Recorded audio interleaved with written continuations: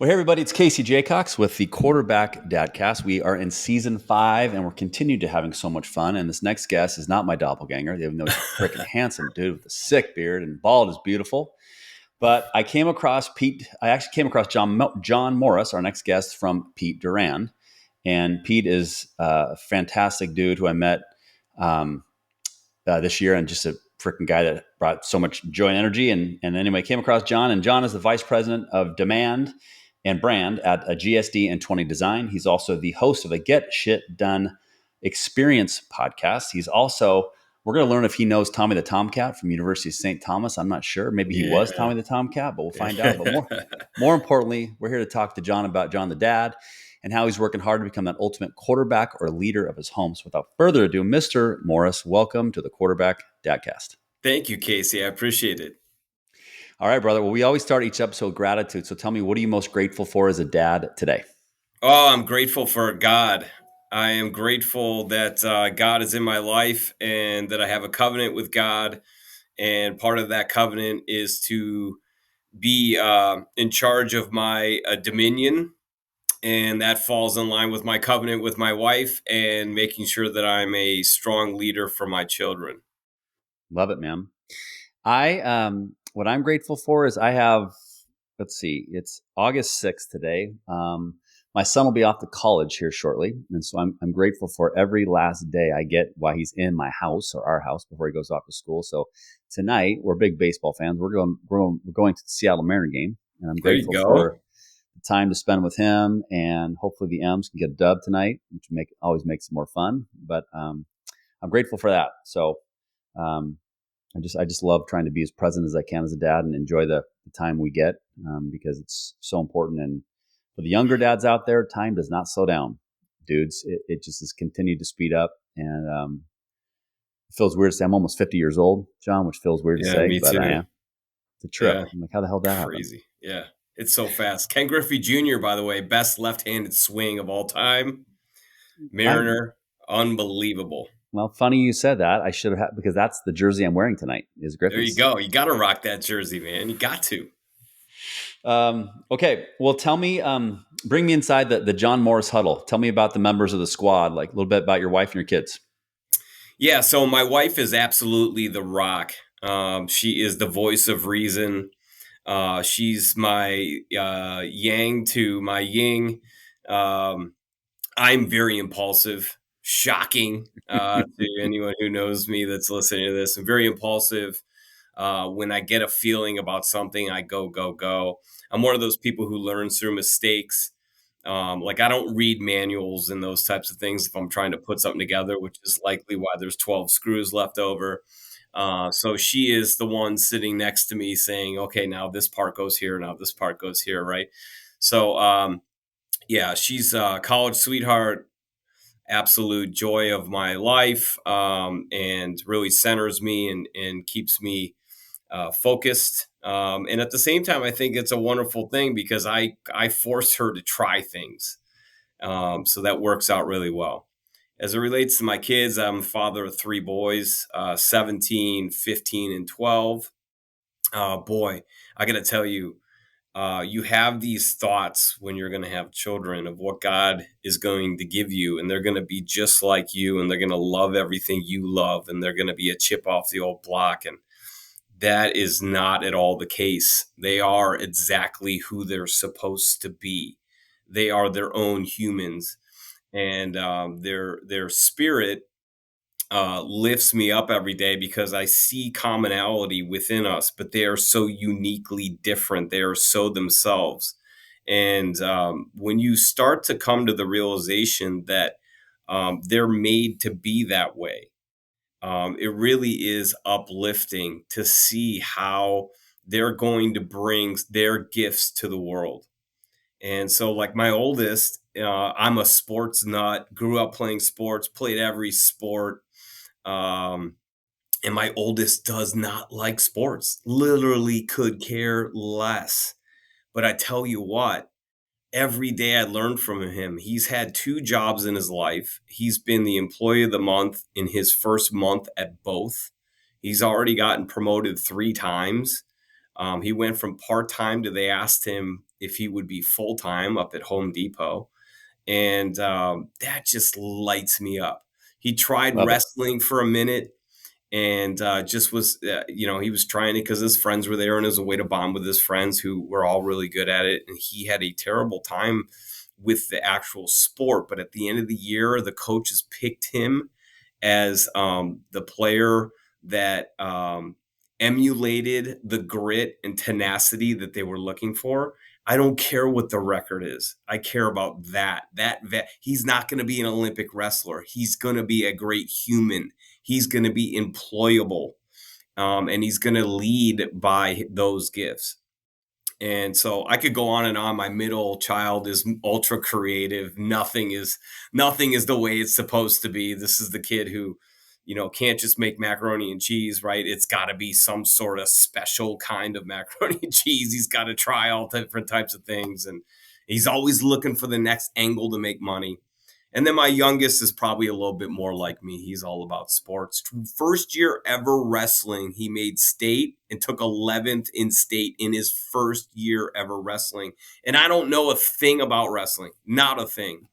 But football season is starting up tonight, first padded practice, and that's his absolute jam. So they light me up, man. I got to tell you, they light me up. And the minute you don't want to do something at work, the minute you don't want to push a little bit harder, the minute you don't want to give that extra oomph, you want to leave early, all you got to do is look at the picture on your desk of your kids. And if that doesn't fire you up, then maybe you got to figure out why. And I know my why. Man, I know we joked about the doppelganger, brother, but we might be related because when I put stuff together, there's always parts left. I Yeah. thought I thought like if you Googled worst handyman ever, just my image come Oh up. But I yeah. think I think you might be there with me. I If think I'm, if yeah, I'm reading the defense right. it might be Siamese twins. One set of shoulders, two heads there. Does that bug you that Absolutely. you're not handy? No, because it did for a long time. I spent a lot of time in my life worrying about what I wasn't good at. Yeah. And I kind of had an epiphany, and maybe I was touched by God. I don't know what it is, but I came to the realization that I was put here and given gifts that I need to be hyper focused on and stop worrying about the flaws and faults and inadequacies that I have. Those define me in ways, because in order for you to have ultra strengths, you have to have some weaknesses because there's no perfection. Um, so it bothered me for a bit. Now I've come to the realization that there's also, what I can't put a light bulb in, but there's not a lot of people that could stand up and talk to 400 people without a bead of sweat, right? I might not be able to put the bed together, but there's not a lot of people that could go out and perform some of the things that I've been gifted to do. So that has become more of my focus of trying to maximize my strengths rather than worrying about my weaknesses. So good, dude. That's so well said. I used to let that bug me, and I think 1% in me. Sometimes I wish I was a little bit more, but 99.99% of the time I rely on I'll joke with my buddies. I'm like, yeah, but how many words can you type a minute? How many? Yeah, there you go. What's the biggest audience you've ever spoke to? I say the same thing. And they don't want to do that. And even this past week, I was on the East Coast. My family and I always go to this really really cool spot called Cutty Hunk Island, and one of my buddies is out there. He's very manual labor job, and his back's all jacked up, and my back's a little bit jacked up from my college football days. Yes, Uncle Rico moment right there. Check the Yeah, box. throw a Um, football quarter mile. Over that mountain. Um, but he's like, I wish I could use my head for my job, not my body. Yeah. And it's like sometimes now I just have it's I laugh and have fun with it, but I've yet to meet the perfect person. John doesn't exist. No, no, And we're all perfect because we've been created to be as such, but we're perfect in our way of being flawed. And that is what should inspire you to get better. I have to segue here a bit though, because in preparation for this, I went on your LinkedIn page, and I looked at your features. So I clicked on the interview with Katie, who's awesome. And you talked about writing your book, and you just prefaced that again. So that inspired me because I've had this kind of like, I have a list of 5 goals that I just absolutely have to do. And one of those is writing a book. So first thing I did was I typed in how many words should a 200-page book be? And you just said it. You said, how fast can you type 60,000 words or whatever? And it came up and it said 50,000 to 60,000 words is what a 200-page book should be. So that just went down on my goal sheet. Oh boy. Did you write the word I will in front of it? I write I am. So when I journal every morning, this is part of that epiphany. I went through a really, really tough time where I hit a massive wall. And my recovery out of that, a lot of that through self-awareness and this personal journey I decided to go on, was to start journaling. And I came across this book. I read a lot of books on Christianity and a lot of self-help, and Atomic Habits was one that I dug into. But I came across this book called Project 369, and it talks about the power of I am, and that if you start every self-talk with I am and you write it down, starting with I am, then there's a much stronger likelihood that you'll bring that out into reality. So I write it 3 times in the morning, 6 times in the afternoon, 9 times at night. That's the 369. Apparently, this philosophy was used by Tesla, and endless successful human beings that have crossed through this beautiful thing we call Earth. And yeah, my journal entry this morning was I am powerful. And then I wrote down that my intention was to use my gifts and my powers to inspire others, to bring out their strengths and their gifts. And then you write it as then a paragraph of gratitude, which is I feel gratified and thankful that I am powerful and I have all the tools and gifts to be powerful. So it's, you write the journal entry, then the intention, and then you verify that you are that already because you already feel it. And so I do that daily, and it's been quite effective just to keep clarity and to keep my mindset on the right things instead of the rabbit hole of darkness that I had found myself going into previously. Well, all right, dude. So this is crazy. I mean, I don't go to church every day, but I'm very spiritual. Mm-hmm. And I believe that we meet people in life for a reason, and you and I have definitely met for a reason. It's like so crystal clear. I do something a little bit different. So I do a gratitude journal every morning, and the first line in the gratitude journal is, God, thank you for waking me up today. There you go. I'm like, I'm up, I'm awake. And I have the chance. This is all about mindset, everybody. It's a mindset is I have a chance to do something great today. I have a chance to be better than I was yesterday. I have a chance to be a present dad. I have a chance to go rebound from my daughter. I have a chance to go get my daughter's smoothie, her favorite one. I have a chance to go to the Mariners game day, just like fill myself with positive self thoughts in the morning. But the reason I asked you about will, and I want to talk about that, but I also want to bring back your 369, which I love.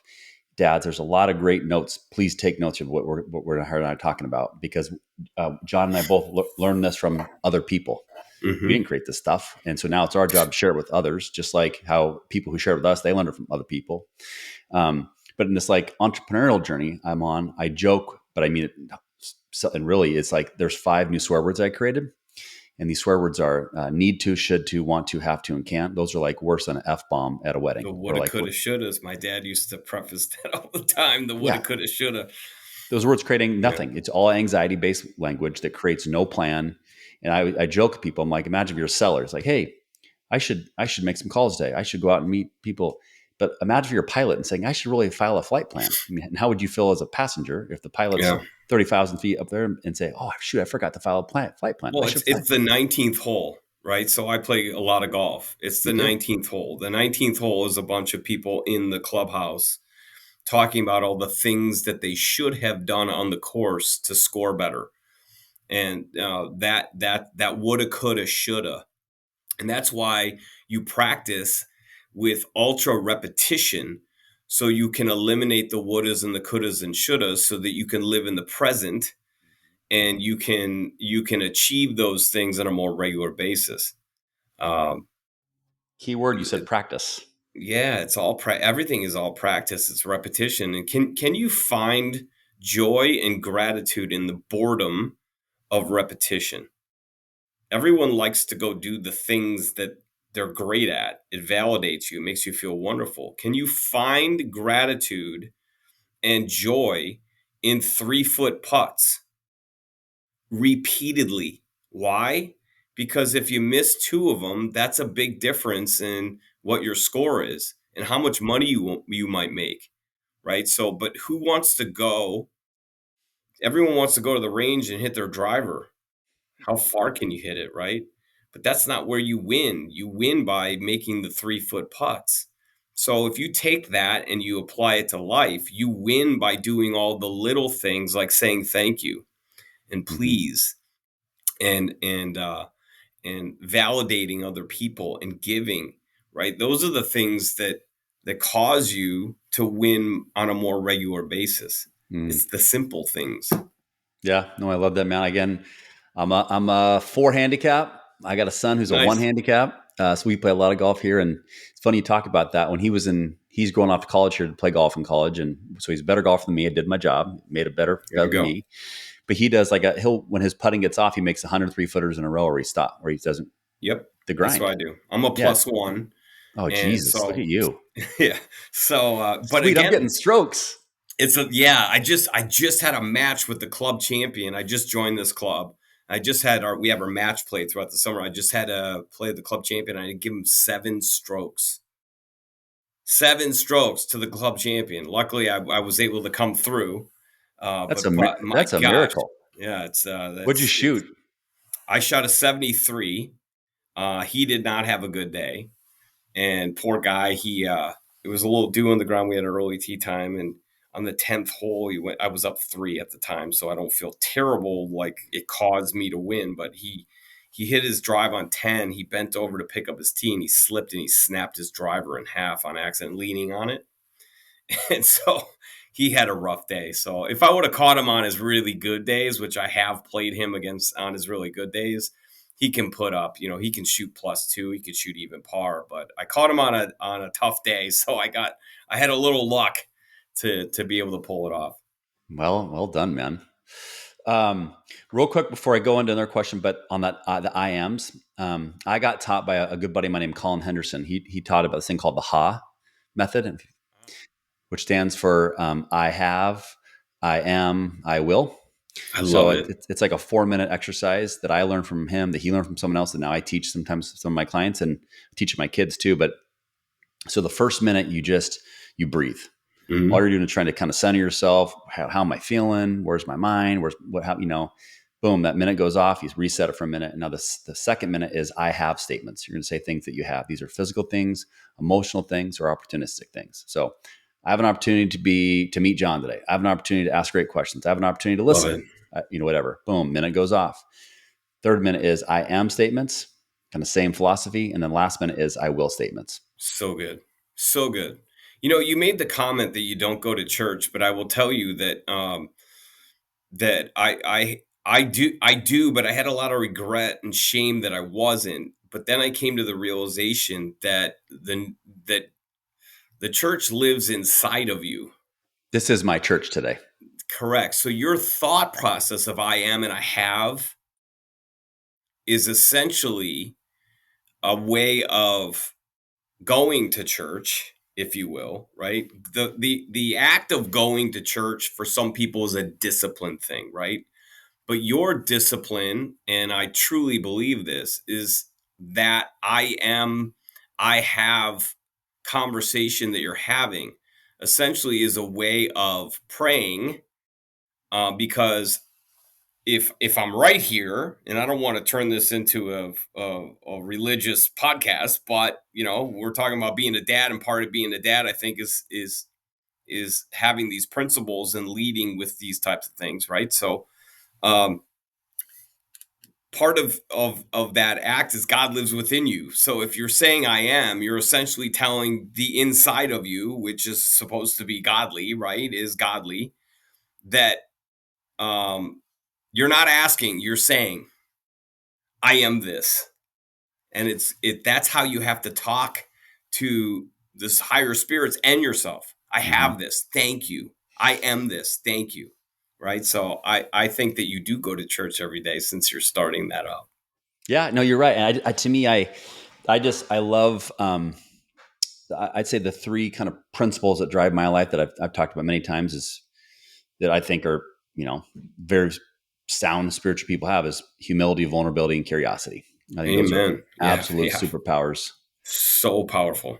And I'm going to be on an infinite journey to try to get really, really elite at those. And hopefully I do when it's hopefully I'm 90 something in the assisted living facility when we're comparing how we did. But until then, it's like I'm on Your a, PGA Tour son is taking care of you at the facility. hopefully I'm looping for them like by Yeah, then, man. you know, 90-year-old caddy. Let's go. exactly.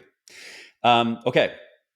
I want to go into rewind the time to John, the kid. Yeah, If whatever you feel comfortable with sharing, to talk about what was sure. life like growing up for you, and talk about the impacts that your pops had on you. Oh, I had a great life growing up. Some difficult things. I was born with uh, eyelids that were deformed. So there was a period of time where I went through some bullying, and then I had corrective eye surgery when I was 12 years old. Thank God for my parents to do that, and it kind of freed me up a little bit. But yeah, my childhood was amazing. I'm the youngest of six kids. Older siblings are absolutely off the hook, fantastic, brilliant, amazing. Like I'm the black sheep of the family. They are all so unbelievably talented. Sitting at a Thanksgiving table with my siblings is like sitting in a boardroom of CEOs. I mean, Mm, I'm quiet. I've kind of taken on the role of entertainer in that situation because I know that they're so advanced. It's like, wow. And, you could take that all back to the way that my parents raised us. They raised us to be thinkers. They raised us to be spiritual. They raised us to be givers. And they raised us to be very independent. So my siblings and I, if I'm being honest, we don't talk a ton, but there's no um, pain or anguish about that. We just jump right back up because we know we are so independently. We're raised to be independent and to be focused on our little units, right? But when we come together, it's pretty amazing. My dad was retired executive vice president of Kraft Foods. He was there 35 years, 17 promotions. He was a great athlete. His claim to fame was that he held Gene Shue, Hall of Fame basketball player, to like 15 points in the Baltimore City championship. He struck out Al Kaline two times or something like that in the city championship. And then he said Al Kaline hit a home run that hasn't landed yet. He joked about the fact that he got drafted to the Korean War and Al Kaline went to the Detroit Tigers. Only player to never play minor league baseball, went right from high school to the Detroit Tigers and started as an 18-year-old in right field. That was his claim to fame. He was an unbelievable salesperson, sales leader, ran a $13.8 billion sales force. He was so tightly wired, though, and I think it was because he had so much pressure. He had 3 heart attacks and a stroke, but before I was 15. Had to retire at 56 years old. Luckily, he had a lot of Kraft Foods stock when Philip Morris bought Kraft Foods. The stock split 3 times. So financially, he was able to retire no problem. But I grew up pretty much a club rat, right? Growing up on golf courses and private courses. I was working when I was 13. His money was not my money. He made that abundantly clear. He was going to give me a great life, but don't ask for money. I started painting companies when I was a teenager and was a terrible student. Um, but was kind of at 20 years old, was kind of like, hey, you're on your own, man, go figure it out. Always knew I had the safety net, but he was instilling in me that there's no easy road. My road wasn't easy, and you've got me inside of you. You've got my DNA, so you're going to figure it out. All of my siblings treated the same way, but always took care of us in an amazing fashion. I miss him dearly. Man, I think about him daily. Um, and, the older you get, the more those things hit you that you brushed off, or you heard it but you weren't really listening, right? Like it didn't sink in. And God, now those things hit me on a regular basis where I go, okay. And it'll hit me at the weirdest times. I could be golfing and just playing on a Saturday match, and somebody will say something. I go, "Oh my God, my dad had a quote for that." His favorite quote was, It was Ben Hogan was interviewed after some 1950 something U.S. Open, and a reporter interviewed him and said, "What's the key to golf? You keep winning all these majors. What's the key?" And Ben Hogan said, "Well, it's not how good your good shots are; it's how good your bad shots are." And so my dad would tell me that all the time. I would tell him I was having a bad day. He'd go, "Look, it's not how good your good shots are. It's how good your bad shots are. Can you make your bad day better? Can you make your worst day still a really good day?" So I try and take those messages and live them out, and then teach them to my kids. You And said it Go ahead. miss your pops. I'm assuming he's passed away. Yeah, he passed away February 18th. What, 6 years ago? Yeah, 6 years ago. Bad health, had a great life. He would have been 90 this year, I want to say. I think 90. Yeah, he would have been 91, maybe 91. I think he was born in 1933. Yeah, 91 years old. Great life, unbelievable life. Unfortunately, he was sick all the time, arthritis, some of the things taken away from him. But such a giver. Um, just gave back. I mean, he gave more of his money to strangers than he did to his own kids. And his own kids in no way, shape, or form go, "God, I wish he should have left us more." No. He gave back so much to other people. Mm. And that it's just such an inspiration. So he also taught me that honor. What did he say at Thanksgiving one year? He said, "Honor the dead as if they're living, and the living as if they're dead." My pops passed away December 29th, 2021. Okay. Um, he was a sales guy too. My dad was not. I think is how our self talk. He did not have the same self talk. Yeah. My dad was more of a need to. I think I remember, and he was never the best salesperson. He was an above average salesperson, qualified for a bunch of trips, had a great career. We had a great life. But when my parents got divorced and I was first year in college, he then started to kind of go down a wrong path of Yeah. just got into Dep- health issues. And then he got bipolar and dementia and Yep. Alzheimer's and diabetes and all this stuff. And so like at 23, me and my wife really kind of helped take care of him physically, emotionally, financially, even through like until his last days. And, but I was grateful to be there for his last breath. Yeah. It was, and, as you talk about like getting hit with certain times with him or, my buddy, Steve Gambo, and his dad passed, he said, it's going to, it's super hard, but when they go, but there'll be times it'll hit you. And it's funny Mm-hmm. being lovers of golf. My son, even the state tournament, high school state tournament, or, I'm following him. And it's, as a golf parent, it's so hard because you can't really talk to them and they're around. You have to just Yeah. and if they struggle, it's like freaking paper cuts. But when they do well, it's like the best. But sometimes, I'll be walking with them. I'm like, "Dad, man, if you're up there, this big 6-footer for birdie really could use you. Just Yeah. kind of help tap Rand up there from heaven, Yeah. you Let him know, hit the back of the cup. A lot of yeah, pace. right, yeah." So I love that. it's fun to. I mean, even though my dad was such a diehard sports fan. I was lucky enough to play college football, and when I got done playing quarterback in college, it was like it was. I think it was harder on him than me. But Yeah. like my daughter's a scrappy point guard, shooting guard. I always say the toughest one in our family. Sorry, Ryder, if he's listening, that's my son. But my son's got my sarcasm. He's got a quick wit. He's a good student, not a great student, but my dad would have been loved it. He would have just Oh eaten it yeah. up, and so. Oh gosh, I can't even imagine. Can't imagine to have a grandchild that is elite at something. Um, has got to be just so touching and Mhm. inspiring that Totally. you started that chain. Where do you think your dad's generosity came from? Not having anything, right? He grew up in Baltimore. His dad was an immigrant from Ireland. His mom was, the Irish Catholic mom, probably had the Bible out open on a regular basis, and his dad ran a brewery, so he worked late.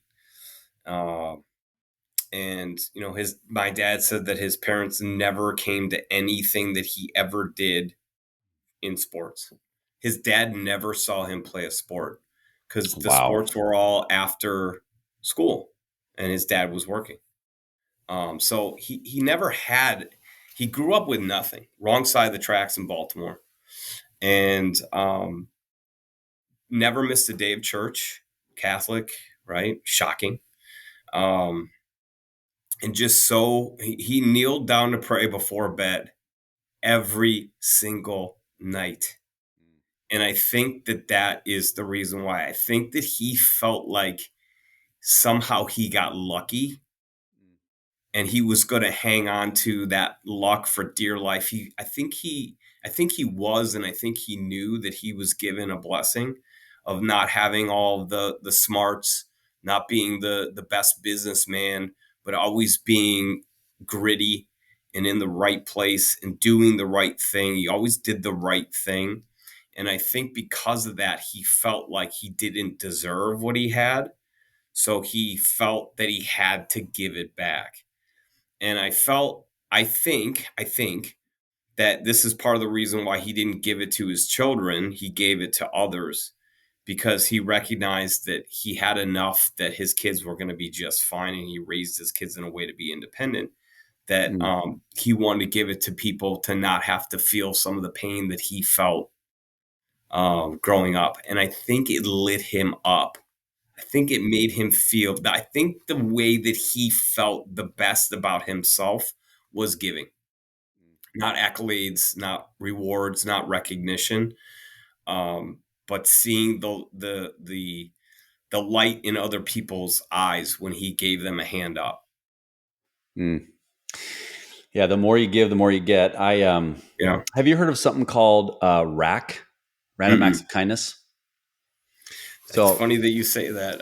Random acts of kindness was. I had this rolling podium at my last job because I had a big sales department, and when one side of the room was quiet, I would roll my podium over to that side of the room and make sure it wasn't quiet. I had a lot of people that were doing outbound calls, and one of the things that was a principle was that we would do random acts of kindness for each other. It was a huge thing, and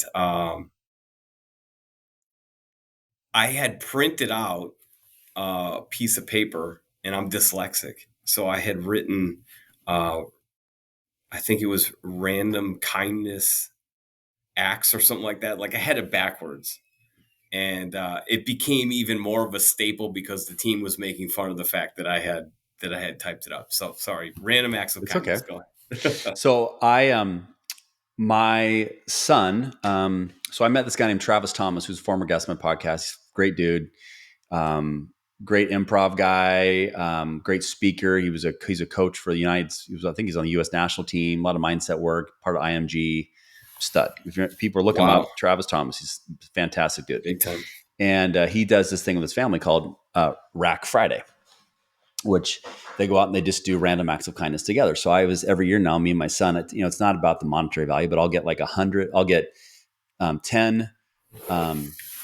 Or $25 gift cards or $10 gift cards to Starbucks. And I'll give, some to my son, some to my daughter. And it's our job to just go around and ask somebody if they've ever been racked before. That's so good. And they'll be like, what does that mean? And it's like, oh, here's Yeah. five. I Here's a, mean, I've been racked. Not in that way, let me tell you. Trying right. to jump a fence. Right. But but like I would say very great, lucky to be able, we belong to a golf club. And every time I go through the gates to get in there, I'm so grateful. Like, this, what a gift. And I Yeah. pull in and I get out of my car. I'm just like thankful. And so, but there's people that have worked at this club for years. There's a security guard at the front. Hmm. And I remember one day I asked her, I said, you've been racked before? She's like, what? I go, happy holidays. Here's a gift. She's like, what's this for? I said, it's random acts of kindness. Enjoy. And I just left. She's like, I'm well, so look, stealing this. do it, man. That's the goal. Steal it. So stealing it. And when you do it, go hashtag rack, RAK. Okay. All Yep. right. And it's to teach, because the thing that was always a fear of mine, as a dad, still is, the life we have is not the life I had growing up. Hmm. Um, I always say right guy, right time, right place. I was a corporate guy for 20 years. I had a very successful sales career. 10 years, number one salesperson. Yeah, I was yeah, great, right guy, right time. And um, we've been on more plane rides that we can talk about. And I didn't have that life. And so I worry Yeah. about, like, I don't want my kids to think this is normal. How it is. Just how it is. Yeah. Whether you've been on a plane, sometimes you get upgraded. Well, the whole family gets upgraded. Well, I didn't fly first class. First time I flew first class was in corporate. Like, I always remind myself, and I love that your dad said, this is not your money, it's my money.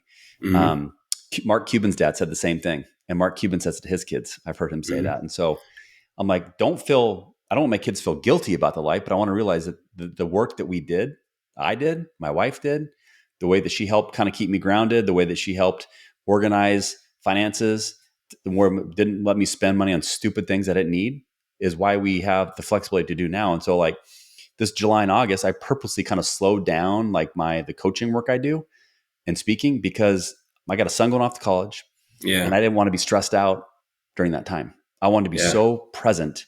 And so yesterday I was talking to my son about this. I said, I hope that when you're older that we can have conversations about kind of what's going on in our life. But, like, dad grinded his ass off Hmm. in my 20s and 30s. And there's times where I was on flights from Seattle, Dallas, Jersey, Seattle, Dallas, Atlanta, Jersey home, all in between Monday through Thursday. So I could Yeah. get home to be with you guys on the weekend.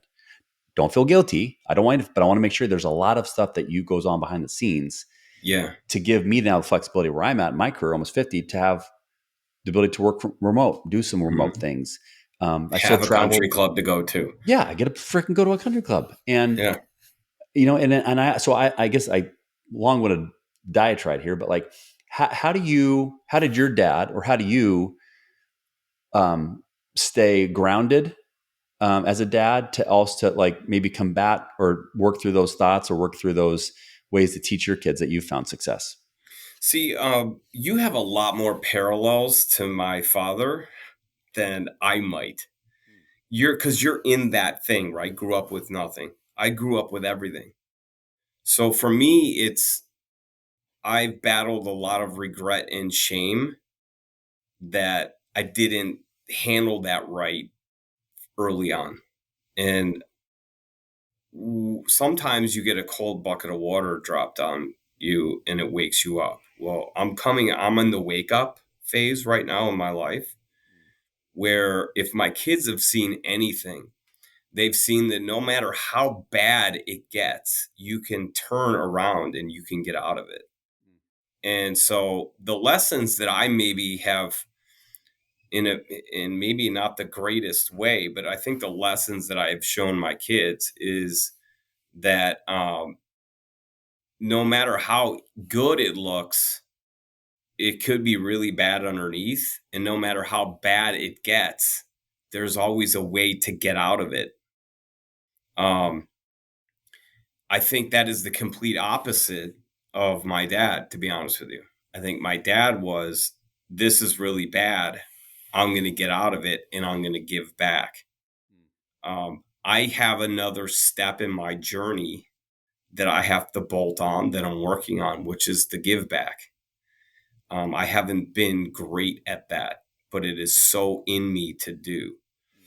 And part of that has to do with the fact that I was given so much and didn't take advantage of it in the right way. that I dug a hole for myself and had to climb out of it. And now I recognize the next step is to now give back because I was able to dig out. What So ways do that's you want to where I'm give at. back? Well, I think that I was given a gift of perspective. And I tell people oftentimes, whether it's an employee or a family member, that I have made all of the mistakes already so that you don't have to. I already made all the major mistakes, and I can tell you there's no glory in it. I already lost a bunch of time that I didn't need to. So the way that I want to give back is by telling that story. And, um, I certainly want to get to a place where I can give back a lot more financially, but I want to give back in spirit. And my thing is, like, if I can ever say something or do something that makes it easier for just one person to have a better day, then I shame on me if I don't do that. The choice. Yeah. The difference between, I always say the difference between recognition and appreciation. Recognition, as maybe a sales leader, takes money. It takes, like, here's the Jelly of the Month Club, or here's Hmm. $50 to a restaurant. But appreciation takes time. It's a Yeah. choice. And you Yes. just, the ability just to step, hey, thanks for your hard work today. Hey, love your sweater. Hey, happy birthday. Hey, I remembered that your son had a band concert. How'd he do? Like little things that go along the way that change relationships. Like those things I like think about to tell my kids, but I don't tell them. I ask questions so they can try to think for themselves. So they come to the relation. Um, John, if you feel comfortable, is there a specific failure that you might be comfortable sharing that might speak to dads at home? They're like, oh my God, I went through the same thing. And how'd you get out of it? Sure. Sure. Yeah. So I battle massive depressive anxiety disorder. When you couple that with drinking, um, you those two don't go together, right? So I'm proud to say 231 days sober, lost 40 Congratulations. pounds, back in church Congratulations. every Sunday. Yeah, thank you. Um, but boy, when you're a strong personality like I am, and you are influential to others, there's a really bad part of that, and that is that you are very strong in personality and influential to yourself as well. And I can tell myself things that I would never say to another person. My wife tells me all the time when we're playing golf, we play golf together. I got her out there now finally, which is great because now we're not only a wonderful couple, but we're buddies too, right? So that's always great. And she goes, "Do you realize what you just said to yourself after you hit that shot? Like, if you said that to me, I would tell you to drive me back to the clubhouse and I'd never play with you again. And I can't believe you just, like, every time I watch you have a round that isn't the round that you wanted to play, she's like, I'm going to record the things you say to yourself." And that's just tongue in cheek, you know, coming out of it now. And she's serious, but not serious, but kind of serious. That makes any sense. But it helped me to have clarity that, oh my gosh, if I do that in the thing that I might be most talented at and most passionate about, my gosh, how do I do it in the things that I don't enjoy and that I'm not good at and that I struggle with? So when you combine something that is a chemical imbalance that I thought for the longest time that I was just strong enough as a man to get through it, I could get through this. So I would get on medicine and I'd get off the medicine. And I don't need this. I'm a man.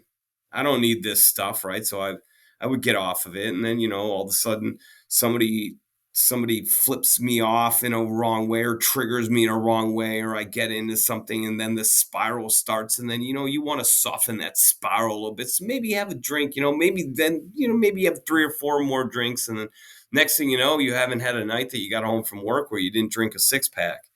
And it just goes, it just spirals.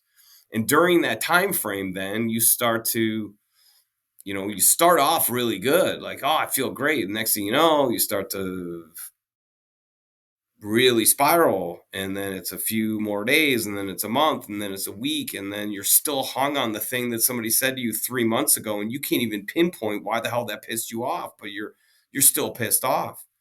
So it just set me into a spiral. And then that spiral starts to become really, really aggressive, negative self talk. And then it starts to become isolation because, my God, I can't be around anyone if I'm thinking this way. Like, I can't be, who wants to hang with this? So then you start removing yourself from anything that potentially could come at you that's positive. And then you almost want to feed the beast. I almost want to be negative. Come on, give it to me. Make me feel worse. So you start looking for ways to even feel worse.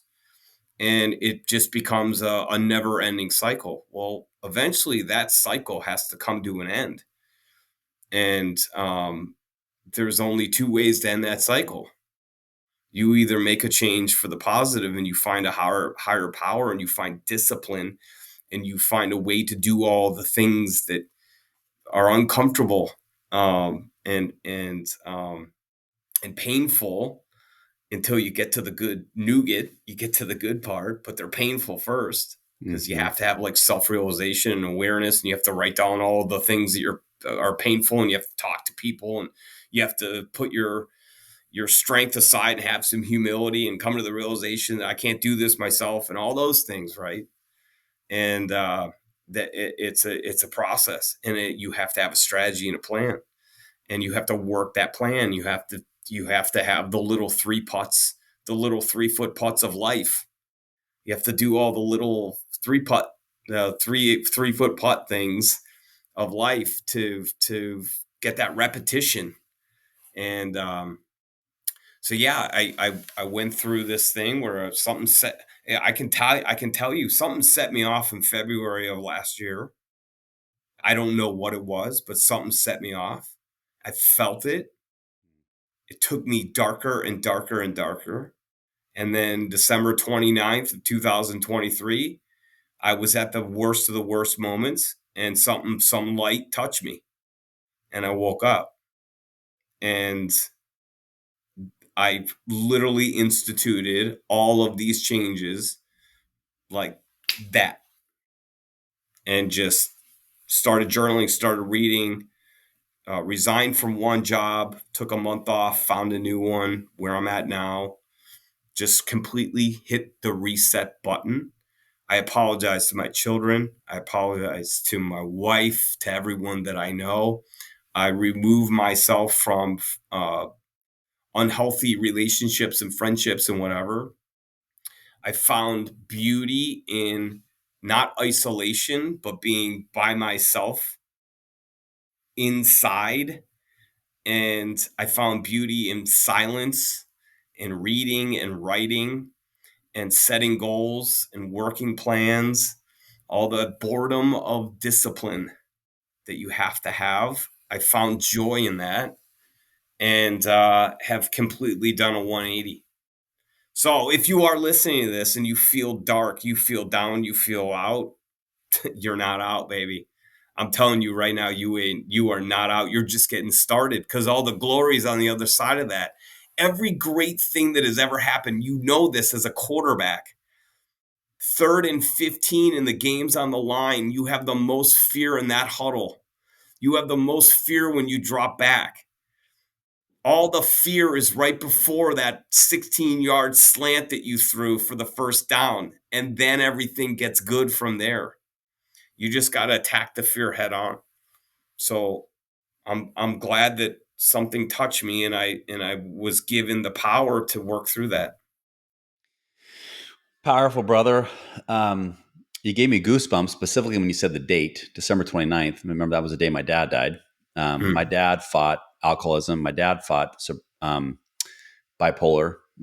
Yeah, my dad. When my dad was going really, he went. It got bad twice, where he had to go through a psych ward, mm, and that was some of the scariest days of my life. Seeing my dad in this place, I was in there. I was like fearful for my safety in this place, just because there were some people in really bad shape, and my dad was so out of it. I don't think he even knew. But then it got better, and he got sober. And but I love your vulnerability and confidence and strength and um, just tackling this thing, dude. I think that's what a Yeah. gift. Like what you just said. And again, everybody, John and I have known each other for 49 minutes now. Never talked to a guy in my entire life. And the power in what we're doing is you don't need microphones to have these types of conversations. All it No. requires is one ear. One mouth, two ears, a little curiosity to really show in somebody. And it's amazing. Like I feel awesome right now because of your strength. And this conversation is going to jack me up for the rest of the day. Um, Thank we, you. yeah, you bet, dude. It's Well, just like I it's will tell so. you, when you spend a Christmas in a psych ward, which I did in 2000, just December 19th, I spent Christmas. Can you imagine 3 kids? I miss Christmas. So, I could have shame and regret from that. Might have been the best thing that ever happened because there's no going back now.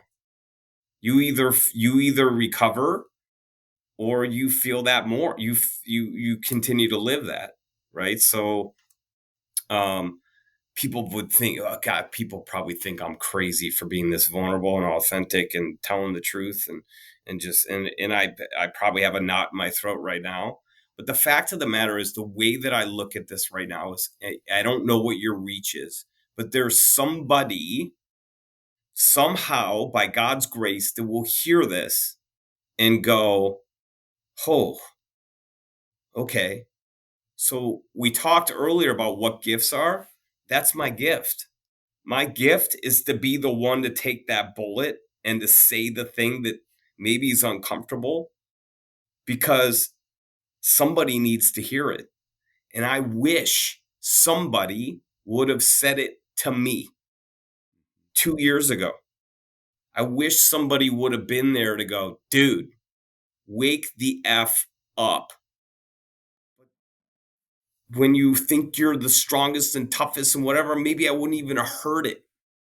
So Um, yeah, it was a thing. Boy, I thought we were going to talk about something completely different, and I'm really this is relieving. I feel I feel like really good to get this out because you can't hide a part of your life. This was a chunk of my life. I made those mistakes. Now I get to be the one to correct them. Well, you didn't let the start stop you. Mm-hmm. And I made a choice because you said that I could have. My curiosity was like, well, what was the lesson? Mm-hmm. And that's why I said, for whatever you feel comfortable with. And to me, that was a little scary asking it because I don't know you. But now I'm like, oh, I did it. And then you did it back. And now we feel better. And now we're going to touch someone else. So here's the lesson, right? If you're in sales, because we're both sales, right? This is where really, really good salespeople will go with a customer, and where average salespeople will not. They will stay at the surface of their curiosity.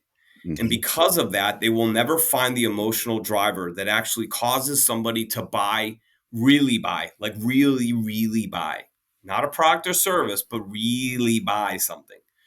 Where they go, like they open up and they go, look, if this is the right decision, okay, old man Winters looks at me and says, you're the next up for the promotion. If I get this right, if me buying this product from you makes me the hero because we've solved this problem, there's more to it than price and product. This changes the course of time for my career.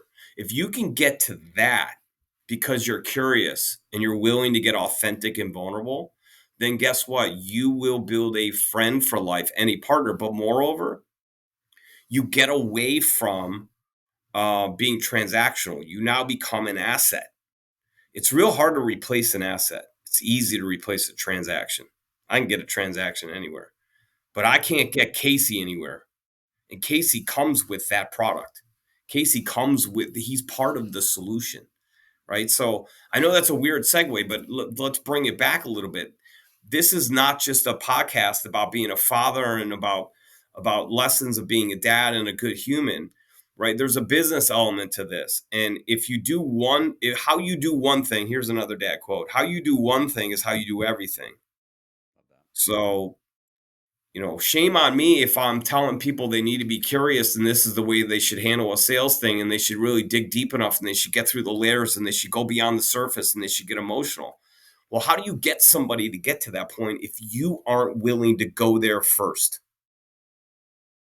So that's been my philosophy on sales and content creation and branding and marketing is you got to give of yourself and be vulnerable and authentic if you expect people to go there with you. Love it. Man, we could talk for 2 more hours about this stuff because I'll say this. So what you just said is 1,000% the reason I wrote a book called Win the Relationship, Not the Deal. It's all about winning people.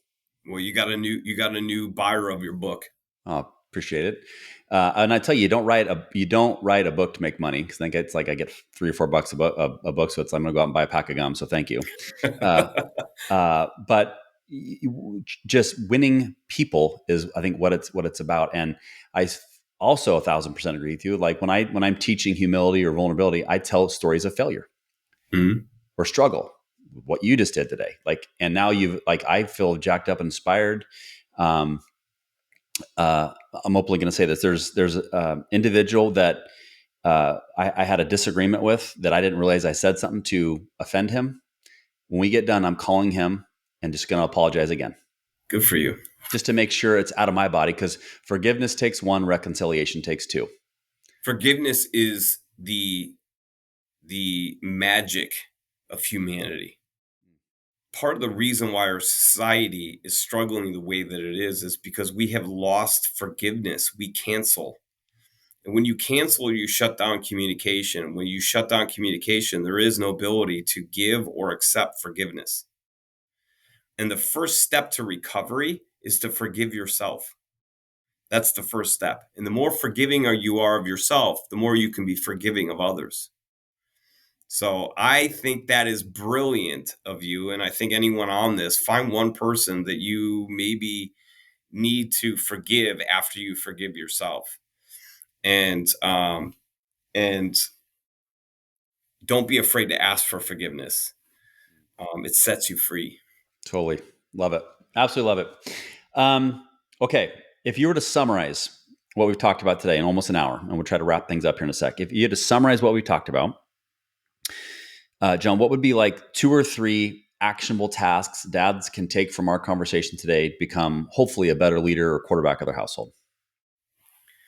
Well, the first thing that I have discovered is that it's not about you. It's about helping somebody to discover who they are to the max. So whatever your want is for your children, or your belief is of them, or what you think they should be or you want them to be, is awesome, but it's a little bit irrelevant. They are the creatures they are. You can only kind of help to steer what direction they go. So my thing would be, take the time to figure out what they want, and then be the person to help them to achieve that. You will run into all kinds of conflict and all types of walls if you try and get your children or your spouse to be who you think they should be. You can only help them be who they think they should be to the max. That would be number one. Young dads, write that down. So powerful, dude. Number two would be, your story isn't written and completed until you decide it is. So if you've got some give up, you got to get rid of the give up. Your story is being written to your last breath. So if you don't like the story that you're writing, guess what? It's your book. You get to change the characters. You get to change the scenery. You get to change the interactions. So everything's fluid. Just don't give up. Don't give in. And, um, visualize what you want to be, but be in the present. I've got a tattoo. It's actually a Pearl Jam quote. I love Pearl Jam. You'll like that being out in Seattle, I There you hope, go. right? In one of their albums, they have a song called Present Tense. And I don't know if it's the chorus or the hook, but it's the line is makes much more sense to live in present tense. So I have a tattoo with an anchor because I'm going to stay anchored. And it's got a compass on it because I know where I'm going. And the line across it, it written kind of like in scripture type of text, says makes much more sense to live in present tense. And so I think it's really important to write out what you believe you are, be grateful for what you have, and talk about the things that you want as if you already have them, and then live your present to get them, to make them come true. And it's tough to do that if you got give up. You can't give up. Love it, man. Gold. Um, okay. Tell me about how people can find you. Yeah, so just launched my second podcast. Both of them both podcasts are brand sponsored. But this is with my new organizations. As mentioned, I'm the VP of brand and demand marketing for three organizations. One is TTSG, Total Technology Solutions Group. The other is GSD Technologies, Get Shit Done Technologies. And the third is 2020 Design, which is a marketing boutique firm. Our CEO is a visionary. He was a follower of mine on LinkedIn for my previous podcast. When I had resigned, he found out. He said, let's come do this. So I came here. I said, what's the podcast going to be called? He said, it could only be called one thing, and that's the Get Shit Done Experience. So we just launched our podcast, the Get Shit Done Experience. We have a website, www.gsdxpodcast.com. We're on YouTube, Apple, Spotify, anywhere that you'll find a podcast. I am all over LinkedIn. I manage 7 different platform pages for all of the brands. I create a content piece or 2 a day for every one of them. My personal page, I post every single day on there. And my cadence is inspire, inform, influence. So I'm not trying to sell you things. At the same time, I understand my role. So I'm going to talk about my brands, but 50% of the content that I create is going to make you smile, make you laugh, make you feel. And that's the cadence, because I know if I can get you to do that, then I will entertain you. And I know that you go on social media to be entertained first. So I'm going to do that. And then I'm going to inform you and maybe influence you to click on something because I believe in what I do. And that's how you can find me. Send me a DM. Don't pitch slap me. I will stiff arm you if you pitch slap me. Do not pitch slap me. If you want to get through to me, look at a few of my posts and my content. Send me a DM and say, hey, man, what'd you mean by this? Or, hey, I really enjoyed this. Or, hey, would you do me a favor and follow my page and tell me what you think? I'll be all over that. If you try and sell me something, I will stiff arm you. You know why? Because I don't do it to other people. I want to touch your heart first. If I touch your heart enough that I earn the opportunity to do business with you, freaking amazing. But I'm not going to ask you without building a relationship with you first. So you can find me on any of those platforms. I'm there. I'm vulnerable. I am authentic. I got nothing to lose. I got everything to gain. And by the way, you got nothing to lose and everything to gain by collaborating with me or speaking with me or reaching out. Gold. Inspire, inform, influence. So good. John has a video he did recently about power of connection. He also has a video that came out, I think today, which of a dude just going bananas, Yeah. like freaking. Reddit. Oh, it is so good about Reddit's good. when you're like breaking the door down like a pro wrestler, which is fantastic. So Okay, I'll make sure this is linked in the show notes when this comes out. John, it's now time to go into the lightning round, Oh, I love lightning rounds. where I go completely random on you. Your job is to answer these questions as quickly as you can. My job Let's is to go. try to get you to laugh. I love it. Okay, are you ready? I'm ready. Okay, true or false? Your longest drive ever is 14 yards. False. Here we go, out of the gate. I just laughed, so we're tied. Okay, if I was to go into your phone right now, what would be the one song your sons would be shocked that dad listens to? Oh gosh. Um, Million Dollar Baby. Okay, true or false? Your favorite sports team is the Dallas Cowboys. False. Okay, False and false. okay. Chicago Um, Bears, baby. Hard Knocks. It's on tonight. Let's go. It's changing my life. Super Bowl shuffle. Yes. Um, okay. Um, tell me your favorite NFL quarterback of all time. Jim McMahon. Oh, you better be Jimmy Mack. I was going to say has to be, man. Yeah. You're a Bears guy. If you were to go on a vacation right now, you and your wife, where are you going? Pinehurst. Ooh, She's not going to be I, happy about it, but I would be. Pinehurst number two. I've played it. Lucky I got name. rained out. We were supposed to play, and it was like lightning and thunderstorms. So we played all the like. There's 8 of them, right? Or we played like 3 or 4 of the other ones the other days, but we couldn't get out on 2. It was terrible. And I was with a bunch of successful millionaires that literally brought me because I'm a stick, and I didn't have to pay for a thing. It was amazing, and missed the one best part of it. But boy, oh boy, that's probably another reason why I don't drink anymore. Those guys, holy cow! The difference is they could get up the next day and be cool. So, but man, yeah, that would be where I'd go. Okay, true or false? I had the Shanks on the driving range of Pinehurst number two. False. True. So scary. You did? I had the Shanks, and then I was like, "Well, I got to start chipping." I started chipping Shanks. I'm like, "Oh my god, I'm playing Pinehurst with the freaking Shanks. I'm gonna shoot 1,000." First, so I pop up my drive down one. I'm in the rough, and somehow, because it's tough to shank a ball out of the rough. Oh, I hate you even saying the word. Well, I Gives know. me like it's scary. Yeah, I know. Well, they went away after hole one. Oh.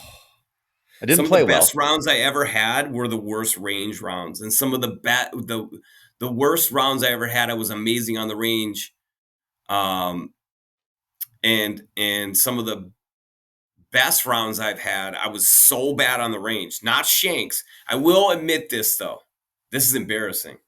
I have thrown a club at the driving range because I had the shanks at the driving range. My 15-year-old was like, "Dad, it's a driving range on a Monday night. Relax." I'm like, I feel like I forgot how to hit a golf, but this is like a month ago. I'm like, I don't know how to hit a golf ball right now. This is like the thing in my life I love the most. I can't hit the ball. Yeah, a little bit of a temper on the golf course. If there was to be a book written about your life, what would be the title?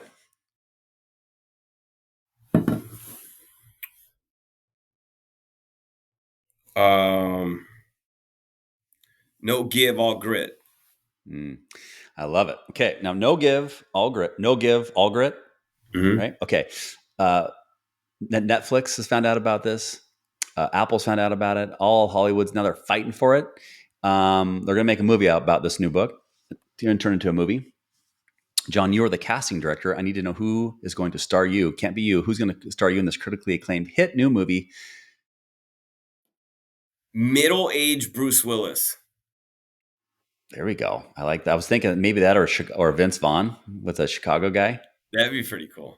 I Yeah, had somebody the other day when I had my hat on told me that I look like Bradley Cooper. And there I you think go. I need to buy them like a Porsche or something like that because I can't even imagine where that compliment came from because it is so untrue. But I guess with a hat, they saw that. Poor person had cataracts, and I don't know. There must be something wrong with their vision. Okay, last question. Tell me 2 words that describe your wife. Delightful and gorgeous. Here we go. Lightning round is over. We both laugh. I think I laughed more at my own jokes, which is why I'm a weird dad.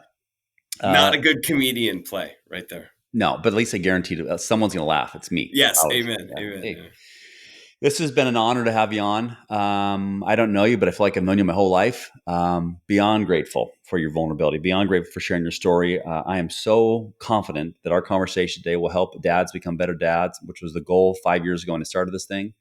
And I know this is not the last time we will see each other. Hopefully, one day we'll play golf together, which would be fun. I'll make sure you don't throw clubs. We can't be throwing clubs in the course, which I'll.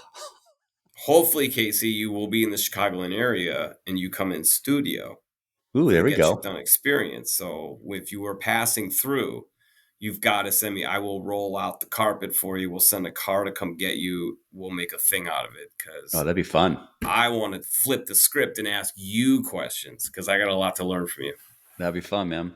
Well, thank you for your time. Thank you again for all of our sponsors. Thank you again for all the dads who are listening. Thank you again. And I will say, John, lastly, so for the first 4.5 years, I was all audio. We're now making the switch to video, which it was a little fearful. I don't know why. It was just something new. So it change. But I'm like, F it, we're doing it.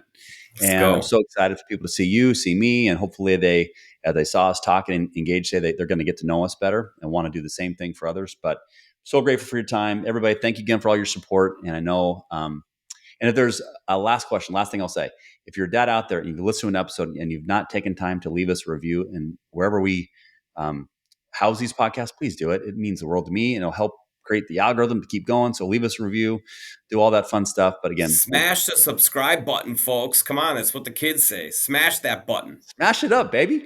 Let's go. All right, dude. Thanks again. Cheers, Casey.